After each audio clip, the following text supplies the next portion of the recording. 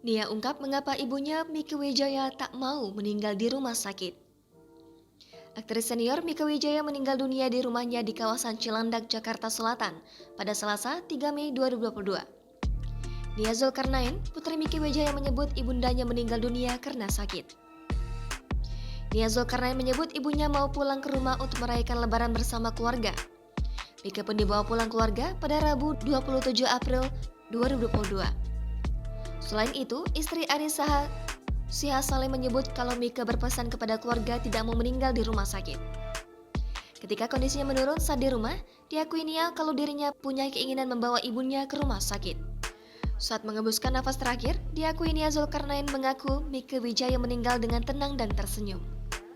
Mei jam 19.30 setengah 8 malam di hari lebaran kedua, mama kami tercinta Oma Uyut, karena mama sudah punya cicit, ibunda Mieke Wijaya karena sakit ya, usianya sudah 82 ya.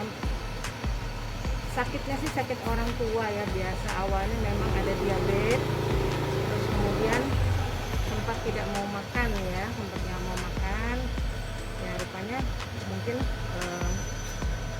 fisiknya sudah melemah gitu. Jadi waktu itu kita bawa ke rumah sakit untuk ditransfusi gitu. Nah, jadi sempat dirawat sih di rumah sakit ya sampai 45 hari ya.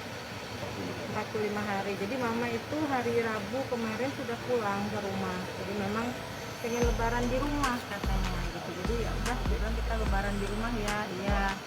Pulang hari Rabu lalu ya, hari ini Rabu juga kita 1 minggu. Ya alhamdulillah, tapi didampingi ada saya, ada Mas Saleh, ada kakak saya juga yang mendampingi. Ya lepasnya alhamdulillah tenang sekali, dengan senyum, jadi tidak ada sakit lagi ya. Alhamdulillah, mudah-mudahan mama sekarang sudah tidak merasa sakit lagi. Terima kasih buat doa semua. Hari ini ya, rencananya hari ini mama insya Allah akan dimakamkan di Tanah Kusir di Blok A 1 liang dengan papa almarhum. Kenapa Mbak? Mungkin alasan dari Ditumpuk. Pesannya papa. Jangan lupa subscribe, share, komen, dan like ya.